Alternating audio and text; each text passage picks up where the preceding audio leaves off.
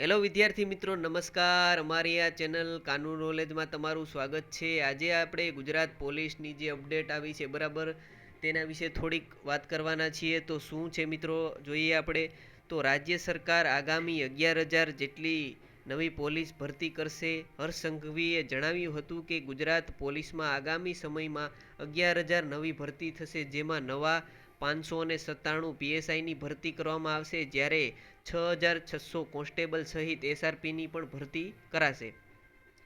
તો ગૃહ રાજ્ય મંત્રીએ છેલ્લા 2 વર્ષમાં થયેલી ભરતીની વિગતો આપતા જણાવ્યું હતું કે ગુજરાતમાં પોલીસમાં કુલ 11,000 ભરતી થઈ છે. છેલ્લા 2 વર્ષમાં 12,816 જગ્યા પર ભરતી થઈ છે. વર્ષ 2024માં 11,000 જગ્યાઓ માટે ભરતી થશે બરાબર. તો 11,000 મિત્રો ભરતી થશે બરાબર, કે 11,000 જગ્યાઓ ખાલી થઈ છે. તો જોઈએ આપણે, પોલીસ વિભાગમાં આવનારા સમયમાં 11,000 જગ્યાઓ માટે ભરતીનું આયોજન રાજ્ય સરકાર કરી રહી છે. નોટિફિકેશન આવ્યા બાદ રિક્રુટમેન્ટ બોર્ડ પરીક્ષાની તારીખ જાહેર કરશે અને ફાસ્ટ ટ્રેક મોડમાં તમામ ભરતી કરશે બરાબર.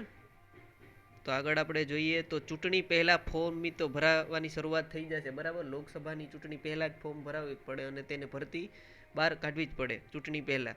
તો આગામી 2024માં લોકસભાની ચૂંટણી પહેલાં પરીક્ષા રિક્વાયરમેન્ટ પ્રોસેસ પૂરી કરવા રાજ્ય સરકારની સૂચના મળી શકે બરાબર.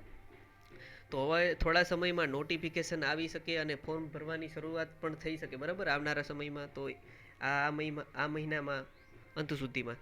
તો મિત્રો 12 પાસ ઉપર આ ભરતી થશે બરાબર. અને રનિંગ તો તમને બધા ખબર છે, 5 કિલોમીટર 25 મિનિટમાં. અને બધે 25 મિનિટની અંદર જે પહેલાં માર્ક આપવામાં આવતા, તો માર્ક આ વખતે નીકળી ગયા છે. અને પાર્ટ એમાં 80 માર્ક અને પાર્ટ બીમાં 120 માર્કનું તમે જે પીડીએફ તો તમે જોઈ જશે બધાએ.